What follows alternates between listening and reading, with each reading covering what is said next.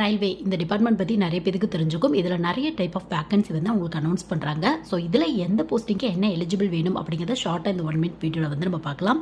So 10th வந்து நம்ம start பண்ணிடலாம். ஸோ 10th வந்து பார்த்தோம் அப்படின்னா நீங்கள் 10th முடிச்சிருக்கீங்க அப்படின்னா நீங்கள் ஆர்பிஎஃப் ரயில்வே ப்ரொடக்ஷன் ஃபோர்ஸ்லேருந்து கான்ஸ்டபிளுக்கான வேகன்சி வருது. ஸோ இந்த எக்ஸாம் வந்து ட்ரை பண்ணி பார்க்கலாம். 10th முடிச்சவங்க ஃபிசிக்கல் ஃபிட்னஸ் இருக்குது அப்படின்னா கண்டிப்பாக ட்ரை பண்ணி பார்க்கலாம். இது மட்டும் இல்லாமல் வந்து பார்த்தோம் அப்படின்னா உங்களுக்கு 10th முடிச்சவங்க குரூப் டி எக்ஸாம்ஸ் வந்து ட்ரை பண்ணி பார்க்கலாம். பட் உங்களுக்கு ரொம்ப அசிஸ்டன்ட் லெவல் போஸ்டிங் தான் போடுவாங்க. இதுவே +2 முடிச்சிருக்கீங்க அப்படின்னா NTPC அப்படிங்கிற ஒரு எக்ஸாம் வந்து நீங்கள் ட்ரை பண்ணி பார்க்கலாம். இதுவே வந்து பார்த்தோம் அப்படின்னா நீங்கள் இன்ஜினியரிங் இல்லை BCA இந்த மாதிரியான டிகிரிலாம் இல்லை டிப்ளமோ இந்த மாதிரிலாம் எடுத்திருக்கீங்க அப்படின்னா ஜூனியர் இன்ஜினியரில் நிறைய டைப் ஆஃப் வேகன்சி வருது. Junior engineer, IT officer, CMA, DMS இந்த மாதிரியான போஸ்டிங்லாம் வரும். ஸோ உங்கள் குவாலிஃபிகேஷனுக்கு தகுந்த மாதிரி இந்த மாதிரி வந்து நீங்கள் சூஸ் பண்ணிக்கலாம். +2 முடிச்சவங்க வந்து பார்த்தோம் அப்படின்னா NTPCயும் ட்ரை பண்ணி பார்க்கலாம். இது மட்டும் இல்லாமல் எனி டிகிரி ஹோல்டர்ஸ்க்கான NTPC போஸ்டிங்கும் ட்ரை பண்ணி பார்க்கலாம்.